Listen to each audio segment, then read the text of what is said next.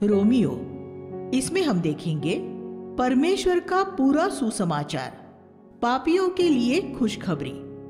सुसमाचार प्रभु की सामर्थ है, धार्मिक मनुष्य के पाप का बोझ, पाप की सबसे स्पष्ट व्याख्या, न्यायोचित ठहराया जाना, न्यायोचित ठहराए जाने की आशीष। जब हम कृपा पाते हैं, 3 आत्मिक विवाह, पवित्र आत्मा की व्यवस्था, परमेश्वर की सर्वसत्ता, धार्मिकता और विश्वास योग्यता। हमारा प्रत्युत्तर क्या है? मसीह की देह में एक दूसरे को ग्रहण करना।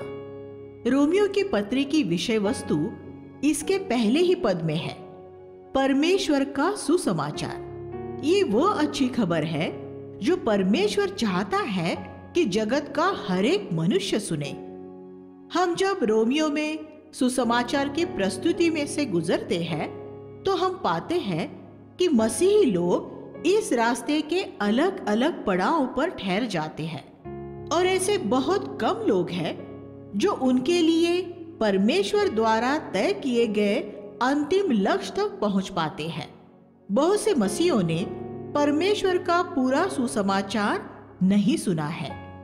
ऐसी कलीसिया है जो अपने आप को फुल गॉस्पेल, पूर्ण सुसमाचारीय चर्च कहते हैं। मैं ऐसी बहुत सी कलीसियाओं में गया हूं, लेकिन जिस तरह से रोमियो की पत्री में पूरा सुसमाचार सुनाया गया है, वैसा मैंने उनमें से किसी में भी नहीं सुना है। पूरी बाइबल में रोमियो की पत्री में सुसमाचार की सबसे ज्यादा सुव्यवस्थित, तर्कसंगत और क्रमशः प्रस्तुति है।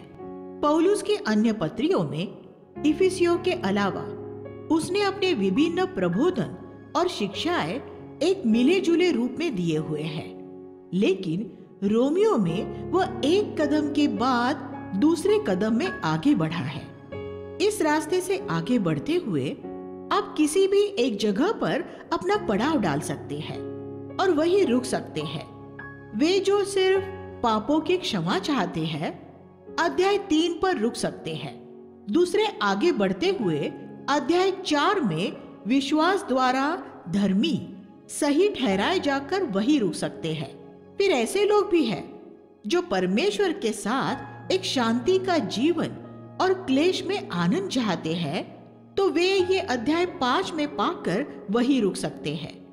और फिर ऐसे लोग हैं जो आगे बढ़कर पाप पर जय पाने के जीवन में पहुंच जाते हैं, लेकिन वे अध्याय 6 में ही रुक जाते हैं और विधिवादी बने रहते हैं। कुछ लोग और आगे बढ़ते हैं और अध्याय 7 में विधिवाद से मुक्त हो जाते हैं। और अनेक लोग ये सोचते हैं कि अध्याय 8 में बयान किए गए पवित्र आत्मा से भरे जैवन जीवन में सुसमाचार पूरा हो जाता है।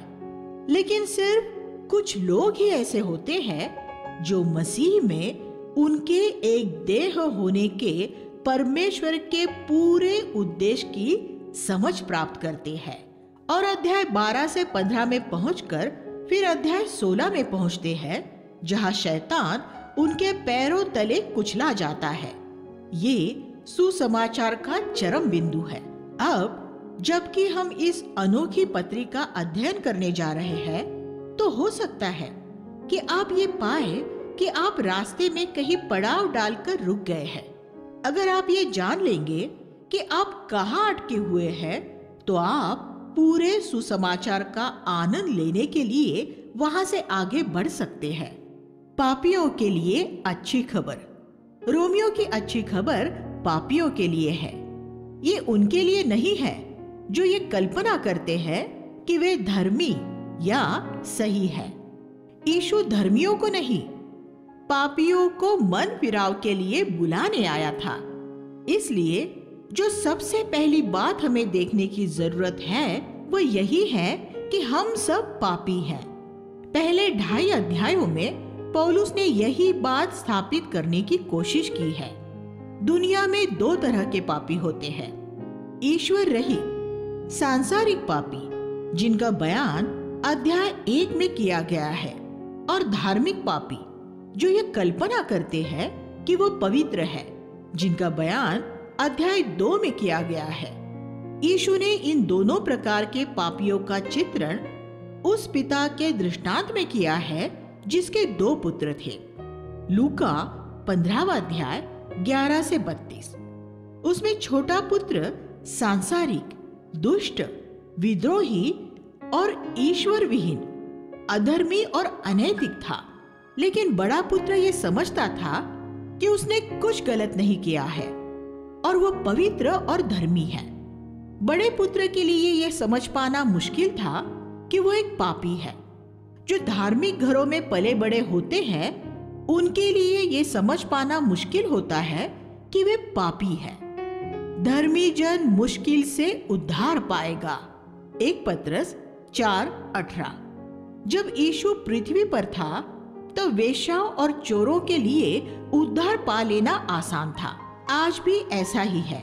लेकिन उस समय के बड़े भाई फरीसी, जो स्वधर्मी पापी थे, उद्धार पाने के लिए कभी यीशु के पास नहीं आए। यीशु ने मत्ती 21:31 में उनसे कहा कि एक धार्मिक पापी की तुलना में एक ईश्वर विहीन पापी का उद्धार हो जाना ज्यादा आसान है। रोमियो के अध्याय 1 से 3 में हम देखते हैं कि परमेश्वर की नजर में इन दोनों तरह के पापियों में कोई फर्क नहीं है। अब हम अध्याय 1 का अध्ययन कर सकते हैं। 1:3 में हमें बताया गया है कि परमेश्वर का सुसमाचार उसके पुत्र के बारे में है, जो शरीर के अनुसार दाऊद के वंश से उत्पन्न हुआ। रोमियो में यीशु की मानवीयता पर आरंभ से ही जोर दिया गया है। यीशु मरियम की देह में से पैदा हुआ था।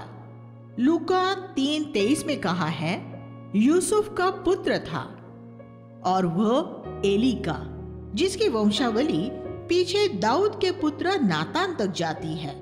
लूका 3:31। यीशु की देह मरियम की देह में शून्य में से नहीं बनी थी। अगर परमेश्वर चाहता तो ऐसा कर सकता था, लेकिन फिर उसका आदम की नस्ल से कोई शारीरिक संबंध न होता, जो हमारे छुटकारे के लिए होना जरूरी था। यीशु की देह मरियम के अंडाशय में से निकले अंडाणु से बनी थी। पवित्र आत्मा ने अलौकिक रूप में वो शुक्राणु तैयार किया जो मरियम के अंडाणु के साथ जुड़ा, जिससे वह पवित्र देह तैयार हुई, जिसमें यीशु ने स्वर्ग से आकर प्रवेश किया। यीशु की देह मरियम की देह के साथ नाड़ी से जुड़ी थी, जिसे उसके जन्म के समय काटना पड़ा था। अगर आप ये विश्वास नहीं करते तो आप ये विश्वास भी नहीं करते कि यीशु मरियम से पैदा हुआ था। हम जानते हैं कि यीशु मसीह पूर्ण रूप में परमेश्वर है, लेकिन अगर हम विश्वास नहीं करते कि वह पूर्ण रूप में मनुष्य भी है, तो हम कभी भी सुसमाचार के संदेश की पूर्णता का अनुभव नहीं कर पाएंगे। परमेश्वर का सुसमाचार उसके पुत्र के बारे में है, जो पूरी तरह हमारी मानवीय जाति के साथ एक हो गया था। सिर्फ इसी तरह ही वह हमें उद्धार दे सकता था और हमारे अनुसरण करने के लिए एक नमूना बन सकता था। यीशु और हम में सिर्फ यही फर्क है कि वह हमारी तरह एक पापमय स्वभाव, पुराने मनुष्य के साथ पैदा नहीं हुआ था, क्योंकि वह पवित्र आत्मा से पैदा हुआ था। ये बात बहुत महत्वपूर्ण है कि पौलुस ने सुसमाचार की व्याख्या के आरंभ में ही मसीह की मानवीयता पर जोर दिया है। अपने मरने से कुछ समय पहले पौलुस ने तीमुथियुस को एक अंतिम पत्र लिखते हुए कहा, जो मैं कहता हूं उस पर ध्यान दे, क्योंकि प्रभु तुझे सब बातों की समझ देगा। मेरे सुसमाचार के अनुसार दाऊद के वंशज मृतकों में से जी उठे यीशु मसीह को स्मरण रख। 2 तीमुथियुस 2 अध्याय 7 और 8। पौलुस ने सुसमाचार के बारे में हमेशा इस तरह सोचा कि वह यीशु मसीह से जुड़ा है, जो पृथ्वी पर मनुष्य के रूप में रहा। जब हम ये अद्भुत सत्य देखते हैं कि यीशु सब बातों में हमारी तरह बन गया और वह सब बातों में हमारी ही तरह परखा गया, लेकिन फिर भी उसने कोई पाप नहीं किया। इब्रानियों 2:17 और 4:15। तो ये बात हमें सुसमाचार के संदेश की परिपूर्णता की एक बिल्कुल नई समझ में ले जाती है। रोमियो का सुसमाचार पाप से मुक्त होने का सुसमाचार है। इसलिए पौलुस इसकी शुरुआत में यीशु को ऐसे प्रस्तुत करता है जिसने मनुष्य के रूप में कोई पाप नहीं किया था। वह पवित्रता के आत्मा के अनुसार मृतकों में से जी उठने के द्वारा सामर्थ के साथ परमेश्वर का पुत्र घोषित हुआ, अर्थात यीशु मसीह हमारा प्रभु। 1:4। वह दाऊद के वंश से था, लेकिन इसके साथ ही वह त्रिएकता का दूसरा व्यक्ति भी था और अब भी है, परमेश्वर का पुत्र। परमेश्वर ने यीशु को मृतकों में से जीवित करने द्वारा जगत के सामने ये प्रकट किया कि वह परमेश्वर का पुत्र है। वह ऐसा पहला मनुष्य है जो दोबारा कभी न मरने के लिए मृतकों में से जिलाया गया है। उससे पहले जितने लोग मृतकों में से जीवित किए गए थे वे सब दोबारा मर गए थे, लेकिन ये वह था जो मनुष्यों की एक ऐसी नई नस्ल शुरू करने वाला था, ऐसी नस्ल जिसका हम भी हिस्सा हो सकते हैं। ये सुसमाचार है कि परमेश्वर पुरानी मानवीय नस्ल में से एक नई नस्ल पैदा कर रहा है। ये काम भीतरी तौर पर बहुत से मनुष्यों में शुरू हो चुका है और एक दिन बाहरी तौर पे भी मनुष्यों के सामने प्रकट होगा। अगर हम परमेश्वर के साथ सहयोग करेंगे तो हम भी अंत के इन दिनों में परमेश्वर द्वारा किए जा रहे इस अद्भुत काम का हिस्सा बन सकेंगे। सुसमाचार मूल रूप में यही है। 1:5 में पौलुस ये कहता है कि उसे परमेश्वर से प्रेरिताई मिली है कि उसके नाम के लिए सब गैर यहूदियों में विश्वास से आज्ञाकारिता उत्पन्न करे। परमेश्वर इस अद्भुत सुसमाचार को जगत में फैलाने के लिए कुछ खास लोगों को बुलाता है। किसी भी व्यक्ति के लिए इससे बड़ी दूसरी कोई सेवा नहीं हो सकती कि वह अपने साथी मनुष्यों के बीच एक स्पष्ट रूप में ये सुसमाचार फैलाए और उन्हें परमेश्वर द्वारा की जा रही इस नई नस्ल का हिस्सा होने के लिए आमंत्रित करे। अगर आपको इस सेवकाई की महिमा नजर आ जाएगी तो आप ये देख सकेंगे कि सुसमाचार का प्रचार करना कितने आदर की बात है। ये बुलाहट हम सभी के लिए है कि हम दूसरों को ये सुसमाचार सुनाएं, लेकिन परमेश्वर कुछ लोगों को 1% से भी कम विश्वासियों को उनका पूरा जीवन और समय इस सुसमाचार के प्रचार को अर्पित करने के लिए बुलाता है। जब मैं 24 साल का था तब परमेश्वर ने मुझे उसकी पूर्णकालिक सेवा के लिए बुलाया था और वह पृथ्वी पर मुझे इससे बड़ा सम्मान नहीं दे सकता था। परमेश्वर की बुलाहट के सामने बाकी सब कूड़ा कचरा है और जैसे जैसे समय गुजरा है वैसे वैसे सर्वशक्तिशाली परमेश्वर का सेवक होने की मेरी बुलाहट मेरी नजर में और ज्यादा महिमामय होती गई है। मैंने कुछ मसीह सेवकों को प्रभु के लिए किए गए बलिदानों के बारे में बड़ी बड़ी बातें बोलते हुए सुना है। ऐसे लोगों ने अपनी बुलाहट की महिमा नहीं देखी है, इसलिए वे ये सोचते हैं कि उन्होंने प्रभु के लिए कुछ बलिदान किया है।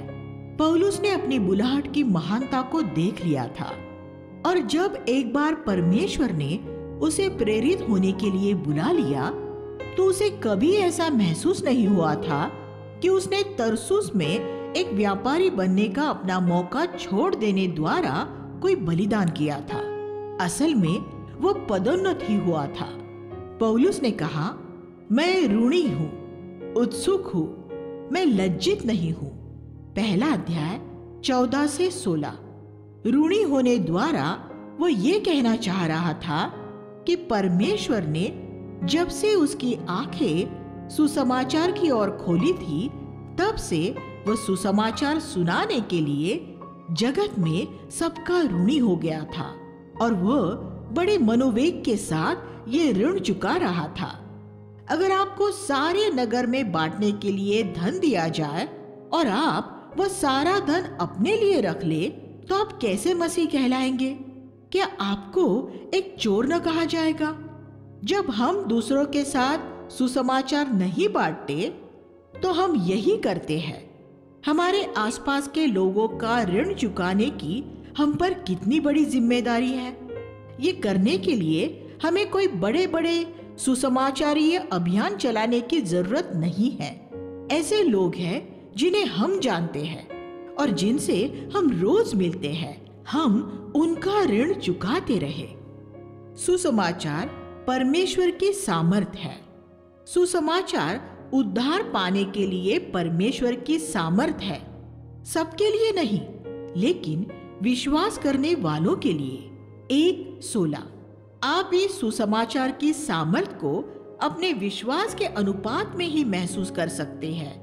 अगर आप रोमियो के अध्याय 3 तक ही विश्वास करेंगे तो आपको इसकी सामर्थ का सिर्फ वही तक अनुभव होगा। अगर आप रोमियो अध्याय 4 तक विश्वास करेंगे तो आपको उतना ही मिलेगा। लेकिन अगर आप आखिर तक रोमियो 16 तक विश्वास करेंगे तब आपको सुसमाचार की सारी सामर्थ प्राप्त हो जाएगी। पौलुस ने कहा, मैं सुसमाचार से लज्जित नहीं होता, क्योंकि इसमें परमेश्वर की धार्मिकता विश्वास के द्वारा विश्वास के लिए प्रकट होती है। जैसा कि लिखा है, धर्मी मनुष्य विश्वास से जीवित रहेगा। पहला अध्याय 16-17। विश्वास के द्वारा और विश्वास से, इसका अर्थ विश्वास के ऊंचे से ऊंचे स्तर पर जाना है। सबसे पहले वह विश्वास है जो हमें पाप के दोष से मुक्त करता और परमेश्वर के सामने सही ठहराता है। रोमियो अध्याय 3 से 5। फिर वह विश्वास जो हमें पाप की शक्ति से बचाता है, हमें अलग करता है और पवित्र करता है। रोमियो अध्याय 6 से 8। फिर वह विश्वास जो हमें परमेश्वर को समर्पित हो जाने के लिए प्रेरित करता है। अध्याय 12। और फिर ये हमें मसीह के देह का हिस्सा बना देता है जिसके साथ हम संगति करते हैं। रोमियो अध्याय 14 और 15। और फिर वह विश्वास जो अंततः शैतान को हमारे पैरों तले कुचलवाता है। रोमियो अध्याय 16। आप इनमें से किसी भी बिंदु पर रुककर ये कह सकते हैं, मैं इससे ही संतुष्ट हूँ। ये स्कूल में पढ़ने जैसी बात है। कुछ छात्र 4ठी कक्षा से, कुछ 8वीं कक्षा से और कुछ 12वीं कक्षा से पढ़ना छोड़ देते हैं। लेकिन कुछ ऐसे होते हैं जो पीएचडी करने के बाद भी पढ़ना नहीं छोड़ते हैं और पोस्ट डॉक्टरेट की पढ़ाई करते हैं।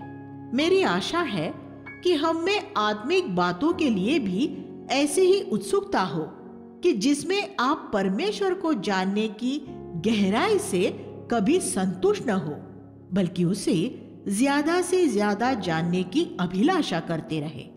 आपके अंदर पूरी तरह से वह बनने की इच्छा होनी चाहिए जो परमेश्वर आपको बनाना चाहता है। मैंने परमेश्वर से प्रार्थना की है, हे पिता, जहां तक एक मनुष्य के लिए संभव है, मैं मरने से पहले तेरे सुसमाचार की सामर्थ का वहां तक अनुभव प्राप्त करना चाहता हूं। मैं मरने से पहले अपनी देह में मसीह की पीड़ाओं के साथ सर्वोच्च स्तर पर संगति करना चाहता हूं। मैं इसके लिए इतना उत्सुक क्यों हूं? क्योंकि मैं जानता हूं कि मुझे स्वर्ग में इनमें से किसी का भी अनुभव नहीं हो सकेगा। क्या मसीह की खातिर हमें स्वर्ग में मारा जाएगा? नहीं। क्या मसीह की खातिर हमें स्वर्ग में अदालत में ले जाया जाएगा? नहीं। क्या मसीह की खातिर स्वर्ग में हमें गाली दी जाएगी और हमें बदनाम किया जाएगा? नहीं। हम मसीह की पीड़ाओं के साथ कहाँ संगति कर सकते हैं? सिर्फ यही पृथ्वी पर बहुत से विश्वासी पूरे सुसमाचार का अनुभव पाने से बहुत दूर है। अपने आप को फुल गॉस्पल कहने वाली बहुत सी कलीसियाएं असली फुल गॉस्पल पूरे सुसमाचार से बहुत दूर है। सुसमाचार सिर्फ पापों की क्षमा या पवित्र आत्मा का बपतिस्मा नहीं है। ये तो प्राथमिक पाठ है। सुसमाचार का क ख ग पापों की क्षमा, पानी का बपतिस्मा और पवित्र आत्मा में बपतिस्मा है। ये तो सुसमाचार की शुरुआत है, पूरा सुसमाचार नहीं है। रोमियो अध्याय 1 में पौलुस एक पापी के दोष का बयान करता है। पाप की शुरुआत परमेश्वर को आदर और धन्यवाद न देने से होती है। 1:21। जब मनुष्य उसके प्रति परमेश्वर की भलाई के लिए कृतज्ञ नहीं होता, तो ये उसके पतन का पहला कदम होता है। जब वह जीवन, स्वास्थ्य और भोजन के लिए परमेश्वर का आभारी नहीं होता, तब वहीं से उसका भटकना शुरू हो जाता है। पाप की शुरुआत आभारी न होने से होती है, लेकिन वह वही खत्म नहीं हो जाता। फिर वह पीठ पीछे बुराई, परमेश्वर से घृणा, अधर्म, दंभ, डींग और हृदय की कठोरता जैसी अन्य बातों में बढ़ता जाता है। पहला अध्याय 29 से 31। 3 बार ये लिखा है कि परमेश्वर ने उन्हें छोड़ दिया। पहला अध्याय 24, 26 और 28। जैसे विश्वास के द्वारा विश्वास के लिए ऊपर की तरफ उन्नति होती है, वैसे ही बुराई के द्वारा बुराई के लिए अवनति भी होती है। जब एक व्यक्ति उसके विवेक द्वारा दोषी ठहराए जाने से इनकार करता रहता है, तब परमेश्वर उसे उसके हाल पर छोड़ देता है। फिर परमेश्वर उन्हें लैंगिक विकृतियों, सृजनहार को छोड़ सृजी हुई वस्तुओं की आराधना आदि के वश में छोड़ देता है। अपने मूल रूप में हर एक पाप असल में परमेश्वर की आराधना को छोड़कर सृजी हुई वस्तु की ही आराधना करना होता है। धार्मिक मनुष्य का दोष। अध्याय 2 में पौलुस एक ऐसे धार्मिक व्यक्ति के दोष के बारे में बताता है जो अध्याय 1 में दर्शाए गए पापियों का न्याय करता है। तू जो दूसरों का न्याय करता है, क्या तू अपना भी न्याय करता है? क्योंकि जिन बातों में तू दूसरों पर दोष लगाता है, उन्हीं में तू स्वयं दोषी ठहरता है। 2:1। जो पाप आपको दूसरों में नजर आते हैं, वही आपके हृदय में भी होते हैं। प्रभु फरीसियों को यही बात सिखाना चाहता था। तुमने इस स्त्री को व्यभिचार में पकड़ा है। मुझे बताओ, तुम में ऐसे कितने हैं जिन्होंने अपने हृदय में व्यभिचार नहीं किया है? अगर तुमने अपने हृदय में व्यभिचार नहीं किया है, तो इस स्त्री पर पत्थर मारो। यूहन्ना 8वां अध्याय 1 से 11। वे सब प्रभु की उपस्थिति में से चले गए, क्योंकि उनमें से एक भी उसके सामने खड़ा न रह सका, परमेश्वर की ज्योति की उपस्थिति में। और हम जानते हैं कि ऐसे काम करने वालों पर परमेश्वर के दंड की आज्ञा उचित ही होती है। हे मनुष्य, तू जो दूसरों पर ऐसे काम करने का दोष लगाता है, स्वयं ही वो काम करता है, तो क्या ये समझता है कि परमेश्वर के दंड की आज्ञा से बच जाएगा? दूसरा अध्याय 2 और 3। वह व्यक्ति सबके सामने पाप करता है, लेकिन आप गुप्त में पाप करते हैं। मनुष्य आपके पाप को नहीं देखते, इसलिए वे उस व्यक्ति को पापी और आपको एक पवित्र जन मानते हैं। लेकिन परमेश्वर उसके साथ ज्यादा दयालु होकर व्यवहार कर सकता है, क्योंकि आपके अंदर सबसे घिनौना पाप है पाखंड, वह जो दूसरे पापियों में नहीं है। पाखंड और आत्मिक घमंड परमेश्वर की सूची में सबसे बड़े पाप है, हत्या और व्यभिचार से भी बड़े। जब आप ये देख लेंगे तब आप ये जान सकेंगे कि उड़ाऊ पुत्र की कहानी में बड़ा पुत्र छोटे पुत्र से ज्यादा बड़ा पापी था। लेकिन फरीसियों को ये बात समझ नहीं आई थी। मैंने ये देखा है कि ज्यादातर मसीहों को भी ये बात नजर नहीं आती, क्योंकि वे भी पहले के समय के उन फरीसियों की तरह ही अंधे हैं। वे ये सोचते हैं कि ईश्वर विहीन लोग ही पापी होते हैं, लेकिन जो बात उन्हें समझ नहीं आती वो ये है कि परमेश्वर पाखंड और आत्मिक घमंड को देखता है। उनका पवित्र होने का पाखंड उनका दूसरे लोगों के सामने अपनी ऐसी छवि बनाना कि वे बहुत प्रार्थना करने वाले और उदार लोग हैं, जबकि उनके निजी जीवन में ये सच नहीं होता है। ये पाप हत्या और व्यभिचार से ज्यादा बुरे हैं। क्या आपको ये नजर आया है? अध्याय 2 उनके लिए है जो अपने आप को पवित्र समझते हैं और व्यभिचारियों और हत्यारों, मादक द्रव्यों का सेवन करने वालों और शराबियों को नीची नजर से देखते हैं। मसीही कलीसियाएं ऐसे लोगों से भरी पड़ी है। वे मृतक धर्ममतीय कलीसियाओं से जितने दूर होते जाते हैं, वे उतने बड़े फरीसी बनते जाते हैं। उनके धर्म सिद्धांत जितने शुद्ध होते हैं, उनका फरीसीवाद उतना ही ज्यादा होता है, क्योंकि उनके जीवन में इतना ज्यादा पाखंड भर जाता है। वे अपने जीवन में पाप से हारे हुए होते हैं, फिर भी वे अपने आप को दूसरों से बेहतर समझते हैं।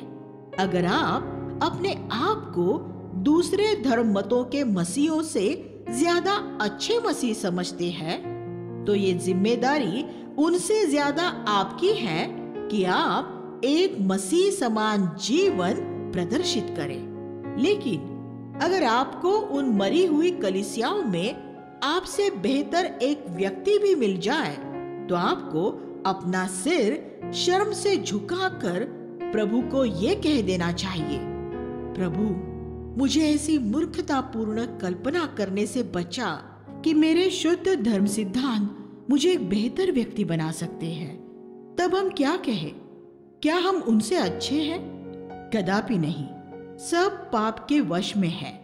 3:9। क्या आप ये सोचते हैं कि आप परमेश्वर के खोजी हैं?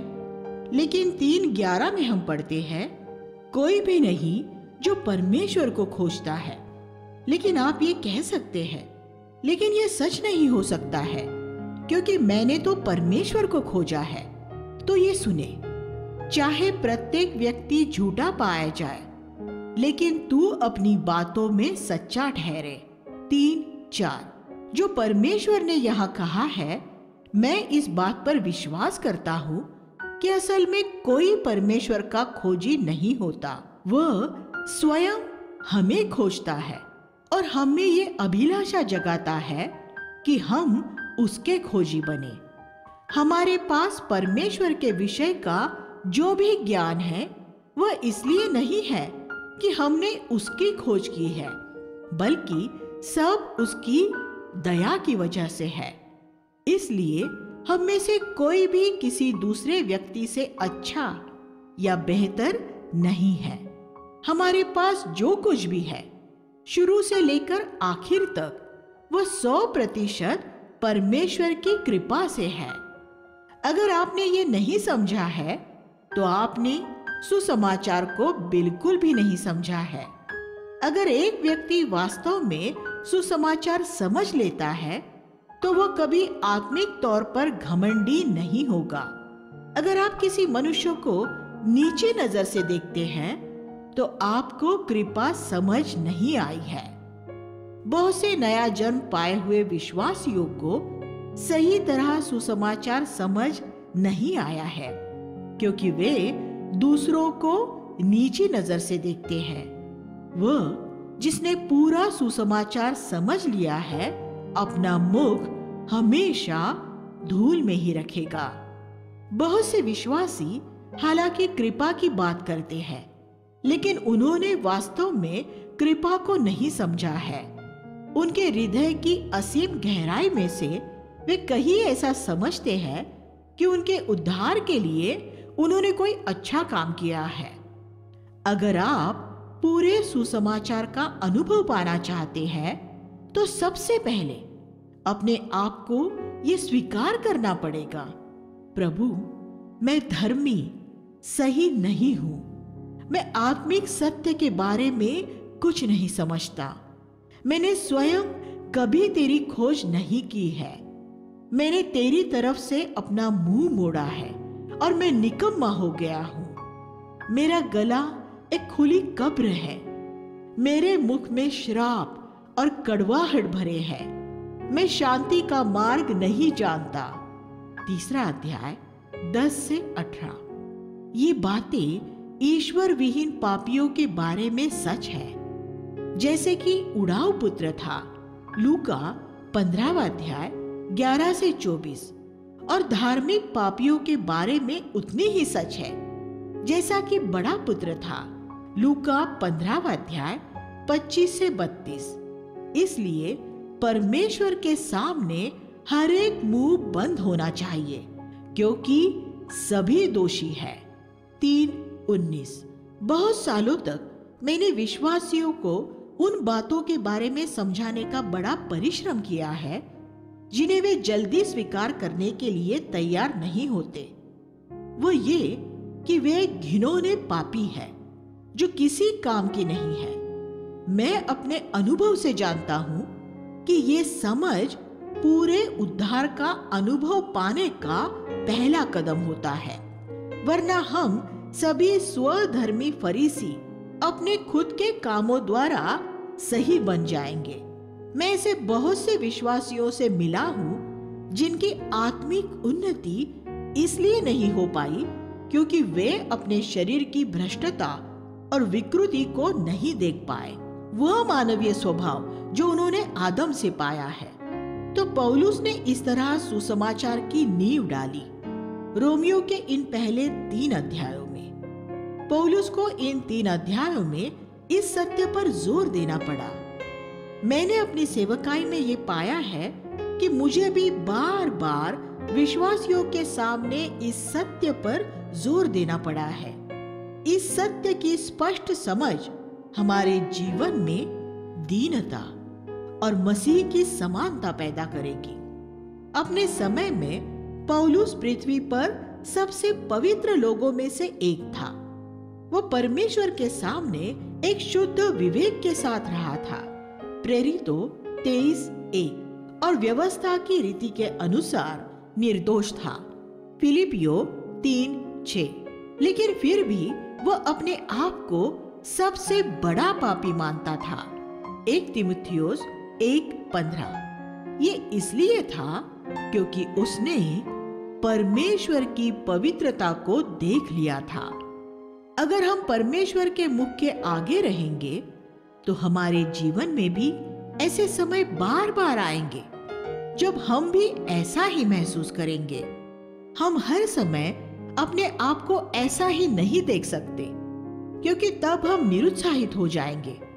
लेकिन परमेश्वर अक्सर ईश्वरीय भक्तों को अपनी महिमा और अपनी पवित्रता की एक झलक दिखाता है, जिससे कि वे अपने आप को पृथ्वी के सबसे घिनौने, सबसे स्वार्थी और सबसे ज्यादा घमंडी पापियों के रूप में देखने लगते हैं। अगर आपको एक बार भी ऐसा महसूस नहीं हुआ है तो ये गंभीर सवाल पैदा हो जाता है कि क्या आपने कभी परमेश्वर को जाना भी है या नहीं? आपने स्वयं परमेश्वर को नहीं, शायद मसीह धर्म सिद्धांत ही जाने हैं। बड़े पुत्र की तुलना में उड़ाऊ पुत्र को इस सत्य की समझ में ले आना ज्यादा आसान होता है। बिल्कुल वैसे ही जैसे जमीन के एक खाली टुकड़े पर नया घर बनाना वहां घर बनाने से ज्यादा आसान होगा जहां पहले पुराने घर को गिराने की जरूरत है। जिसके पास घमंड करने के लिए उसकी स्वयं की कोई धार्मिकता नहीं है, वह एक खाली जमीन की तरह है। लेकिन ऐसा व्यक्ति जो एक ईश्वरीय घर में से आया है और जिसने अपने मन फिराव से पहले एक अच्छा जीवन बिताया है, तो इससे पहले कि प्रभु उसके जीवन में कुछ मूल्यवान बात तैयार कर सके, उसके अंदर से पहले उसकी स्वयं की धार्मिकता के घमंड को गिराना पड़ेगा, नष्ट करना पड़ेगा। यही वजह थी कि प्रभु जब पृथ्वी पर था तब बुरे से बुरे पापी भी उसके पास आ जाते थे, जबकि फरीसी उससे दूर रहते थे। जो लोग उनकी अपनी नजर में धर्मी होते हैं, हमें उनके घमंड को तोड़ने के लिए हमें बुलडोजर या बारूद का इस्तेमाल करना पड़ता है और इसमें एक लंबा समय लग सकता है। बहुत से विश्वासी उनके घमंड की इमारत के गिराए जाने का विरोध करते हैं, इसलिए उनका ज्यादातर पुराना ढांचा उसकी जगह पर ही बना रहता है और इससे उनके पूरे जीवन के अंत तक आत्मिक समस्याएं बनी रहती हैं। जिन्होंने एक अच्छा जीवन बिताया है, मैं ऐसे सब लोगों से एक बात कहना चाहता हूँ। अगर आप सुसमाचार के संदेश की पूर्णता का अनुभव पाना चाहते हैं, तो आपके अंदर परमेश्वर को नष्ट करने का एक पूरा काम करने दे, ताकि आपकी झूठी धार्मिकता में आपके घमंड की इमारत का नाश किया जा सके। मैं ये नहीं कह रहा हूं कि आप जाकर पाप करने लगे, नहीं, हरगिज नहीं। आपको सिर्फ इतना करना है कि परमेश्वर की उपस्थिति में आ जाना है। अपने समय में यशायाह शायद पृथ्वी पर सबसे पवित्र व्यक्ति रहा होगा, लेकिन उसने जब परमेश्वर की महिमा को देखा तो उसे वह स्वयं पृथ्वी के सबसे गंदे व्यक्ति के रूप में नजर आया। यशायाह 6:5। पहली शताब्दी के अंत में यूहन्ना शायद पृथ्वी का सबसे पवित्र व्यक्ति था, लेकिन उसने जब प्रभु को उसकी महिमा में देखा तो वह एक मृतक की तरह उसके चरणों में गिर गया था। बहुत से विश्वासी उनके जीवन में उद्धार का पूरा अनुभव नहीं पाते, क्योंकि वे रोमियो के पहले 3 अध्यायों को अपने जीवन में लागू नहीं करते। वे सोचते हैं कि यह सिर्फ अविश्वासियों के लिए है, लेकिन सुसमाचार के संदेश की ये जरूरी बुनियाद है। जब आप रोमियो का पहला अध्याय पढ़ते हैं, तब आप सोचते हैं कि आप उन लोगों के जितने बुरे नहीं हैं। उड़ाऊ पुत्र के दृष्टांत में बड़ा भाई अपने बारे में बिल्कुल यही सोच रहा था कि अपने पाप में छोटे भाई की तुलना में वह इतना बुरा नहीं था, इसलिए वह अपने पिता के दाहिने हाथ पर न बैठ सका था। और यही वजह है कि आपके जीवन में भी पवित्र आत्मा का अभिषेक, ताजगी और सामर्थ नहीं है। आप इतने सूखे हुए क्यों हैं? क्योंकि आपने परमेश्वर की आत्मा को ये अनुमति नहीं दी है कि वह आपकी अपनी धार्मिकता को नष्ट कर दे। आपने ये नहीं देखा है कि आपकी सारी अच्छाई परमेश्वर की दृष्टि में मैले चिथड़ों के समान है।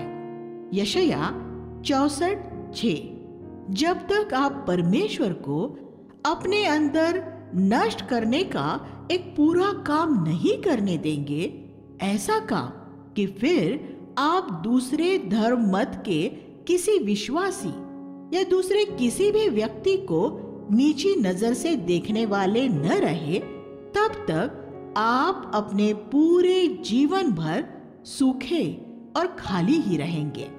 हमारी कलीसियाओं में 40 साल तक ये सत्य सुनने के बाद भी हमारी कलीसियाओं में मैं ये पाता हूँ कि अब भी कुछ ऐसे विश्वासी हैं जो इस सत्य को समझने की जगह पर नहीं पहुंच सके हैं। तो आप देख सकते हैं कि परमेश्वर के लिए एक व्यक्ति में से मानवीय धार्मिकता को मिटाना कितना मुश्किल होता है।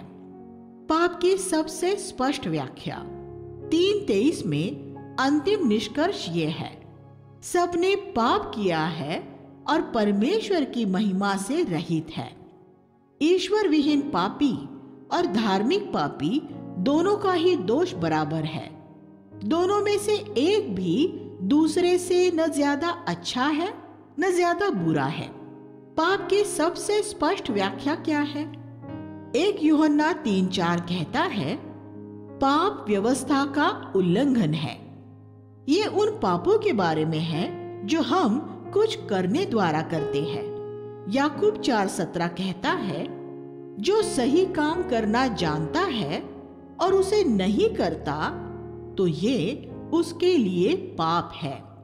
ये उन पापों के बारे में है जो हम नहीं करने द्वारा करते हैं। लेकिन पाप की सबसे स्पष्ट व्याख्या यहाँ रोमियो 3:23 में है।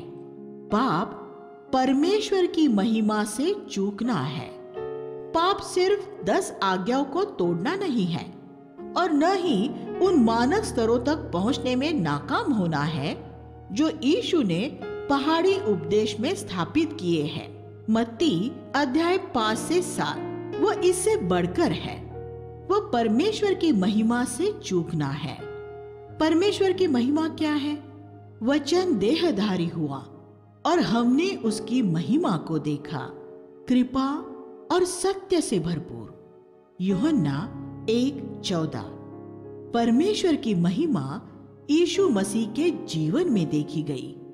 इसलिए जब हम इन दोनों पदों को एक साथ रखते हैं, रोमियो 3:23 और यूहन्ना 1:14, तो हम देखते हैं कि ऐसी हर एक बात पाप है जो मसीह समान नहीं है।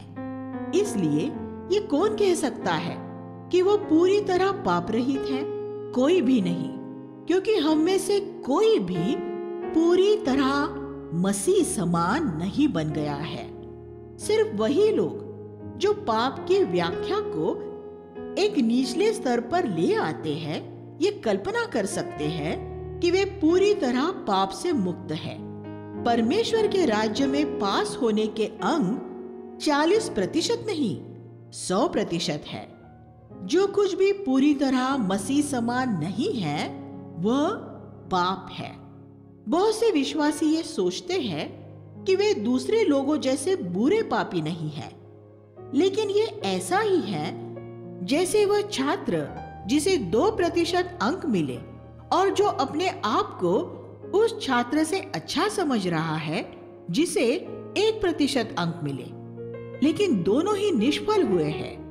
परमेश्वर के राज्य में अगर आपने 99% अंक भी पाए हो तो भी उसी श्रेणी में है जिसे 0% मिला है। जो परमेश्वर की पूरी व्यवस्था का पालन करता है लेकिन एक बात में चूक जाता है तो वह पूरी व्यवस्था को तोड़ने का दोषी ठहरता है। याकूब 2:10 लिविंग बाइबल। अपने जीवन में हजारों मसीहों को जानने के बाद मैं इस नतीजे पर पहुंचा हूं कि उनमें से ज्यादातर की मूल समस्या ये है कि उन्होंने अपने आप को परमेश्वर की नजर में एक घिनौने और निकम्मे पापी के रूप में नहीं देखा है।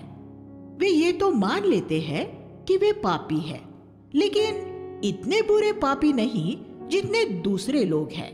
इससे उनके जीवन में ऐसी रुकावट आ जाती है कि वे उनके पूरे उद्धार के लिए पवित्र आत्मा की पूर्ण सामर्थ का अनुभव नहीं पाते हैं।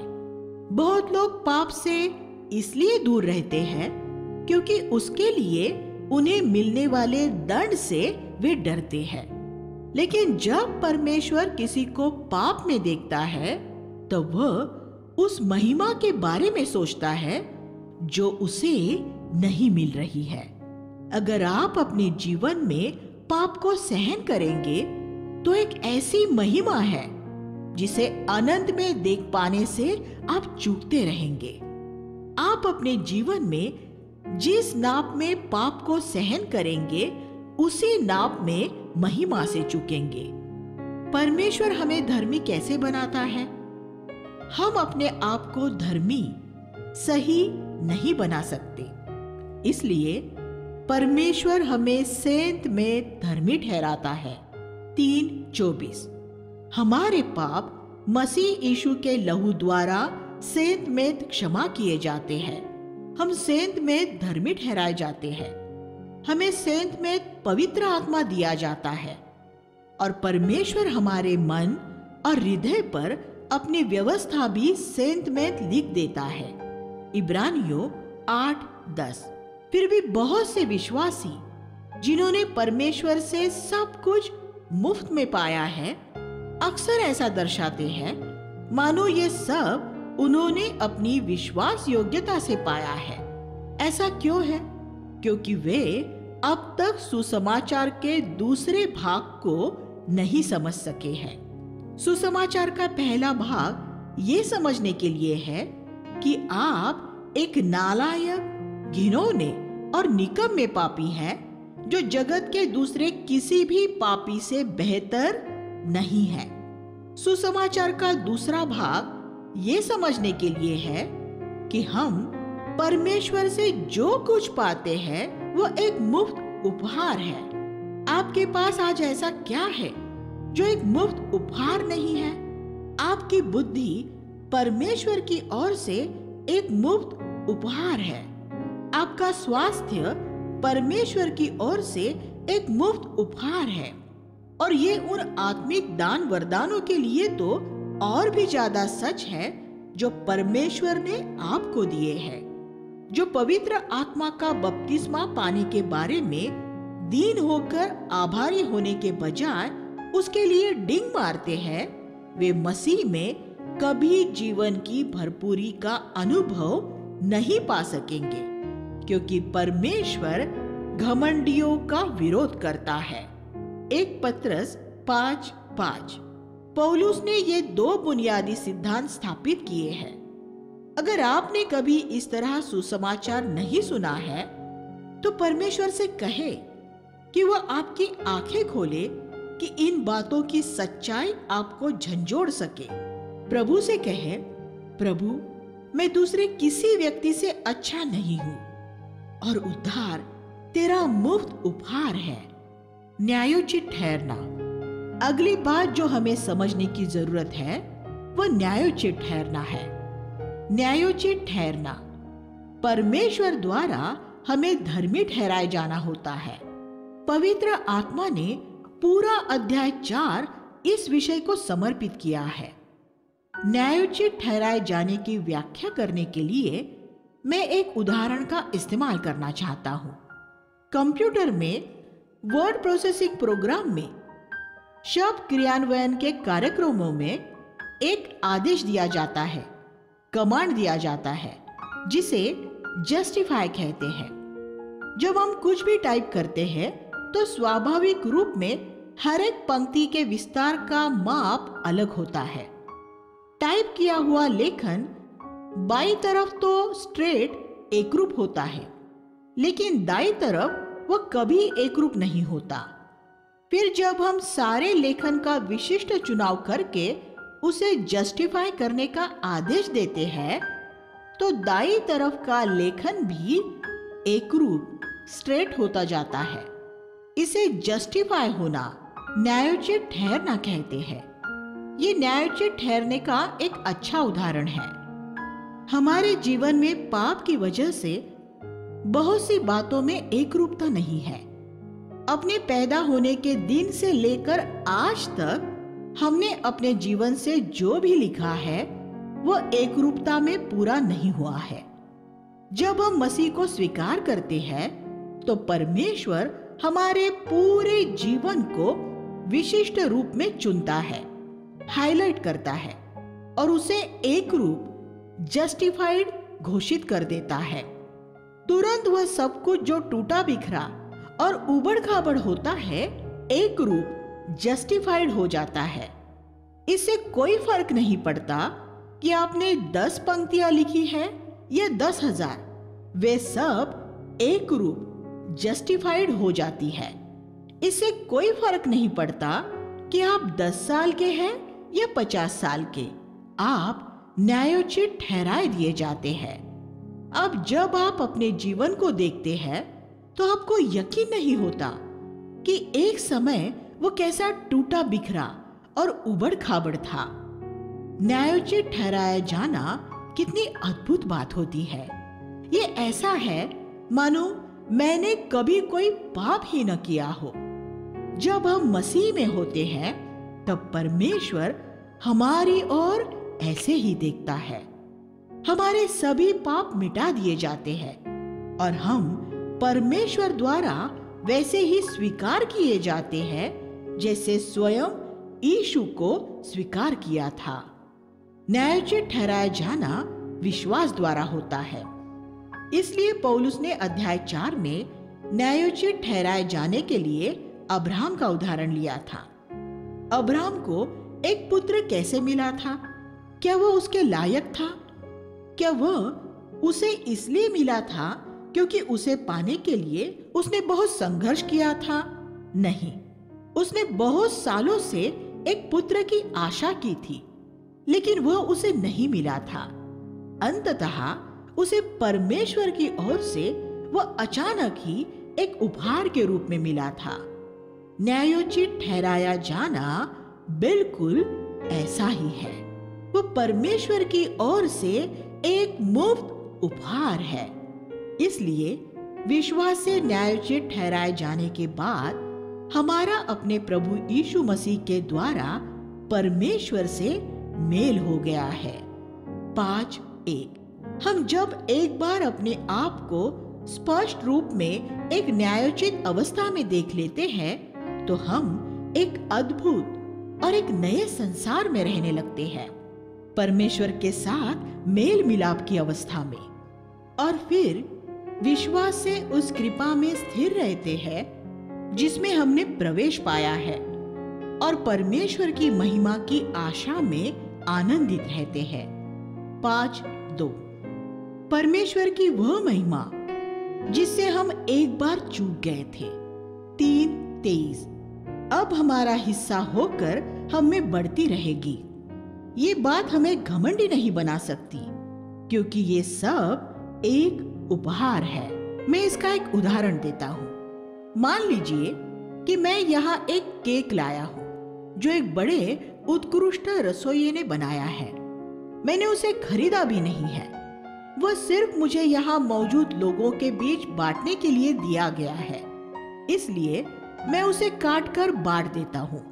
आप उसे खाते हैं और कहते हैं, भाई जैक, ये केक तो बड़ा जबरदस्त है। आपकी टिप्पणी मुझे गर्व करने के लिए भी प्रलोभित नहीं कर सकती क्योंकि वह केक मैंने नहीं बनाया है। अगर मैंने वह केक बनाया होता और आपने उसकी सराहना की होती तब मैं गर्व करने के प्रलोभन में पड़ सकता था। इसलिए जब कोई आपसे ये कहे, भाई आप एक बड़े नम्र और दीन भाई हैं, और अगर आप इस बात पर गर्व करते हैं तो फिर आपकी नम्रता और दीनता की रचना स्वयं आपने ही की होगी। अगर आपकी नम्रता और दीनता आपको परमेश्वर ने दी है तो चाहे लोग आपकी प्रशंसा करें, फिर भी आपके लिए उस पर गर्व करना संभव नहीं होगा। आप उस केक पर गर्व नहीं कर सकते जो आपने नहीं बनाया है। इसी तरह अगर कोई आपकी पवित्रता की सराहना करता है और आपको उस पर गर्व होता है तो फिर आपकी पवित्रता जरूर स्वयं आपने ही बनाई होगी। और अगर वो कोई ऐसा काम है जो परमेश्वर ने आपके अंदर किया है तो आप उस पर गर्व नहीं कर सकते। अगर आप एक संदेश का प्रचार करते हैं और लोग उसकी बड़ी सराहना करते हैं, तो अगर वह संदेश आपका तैयार किया होगा तो आप उस पर गर्व कर सकेंगे। लेकिन अगर वह आपको परमेश्वर ने दिया है तो उसका प्रचार करके गर्व करना पाप होगा। क्या आपको लगता है कि काना के सेवकों ने उस नए दाखरस को लोगों में बांटकर गर्व महसूस किया होगा? यूहन्ना 2 अध्याय 1 से 12। उन्होंने नम्रता के साथ ये स्वीकार कर लिया होगा, ये हमने नहीं बनाया है, हम तो सिर्फ इसे बांट रहे हैं। उनका काम निर्माण करना नहीं, वितरण करना था। प्रभु की महिमा हो कि ये बात हमारे लिए भी सही है। हमें किसी भी बात का निर्माता होने के लिए नहीं बुलाया गया है, बल्कि जो उसने हमें दिया है उसके नम्र और दीन वितरक होने के लिए बुलाया है। हम जहां तक सोच भी नहीं पाते, हमें उससे भी ज्यादा आत्मिक घमंड होता है। इसका एक कारण यह है कि हम ये कल्पना करने लगते हैं कि अपने गुणों की रचना हमने स्वयं की है। हमें 2 बातें साफ तौर पर समझ लेने की जरूरत है। एक, हमारे भीतर पाप की गहराई, और 2, जब हम ये स्वीकार नहीं करते कि हमारे पास जो कुछ भी है वो परमेश्वर का उपहार है, तब हमारे भीतर की घमंड की ऊंचाई। आइए हम प्रार्थना करें। हे स्वर्गीय पिता, हम आपका धन्यवाद करते हैं कि आप हमारे जीवन में एक अच्छी नींव डाल सकते हैं, जिससे हम आपके सुसमाचार की परिपूर्णता में जो अधिक अद्भुत बातें हैं उनका अधिक अनुभव करने की तरफ बढ़ सके। मैं प्रार्थना करता हूँ कि हर एक व्यक्ति जो ये सुन रहा है अपने जीवन में उस गहरी नींव का अनुभव करे, ताकि आने वाले दिनों में आप इस पर एक अद्भुत अधिरचना का निर्माण कर सके। यीशु के नाम में प्रार्थना करते हैं, आमीन।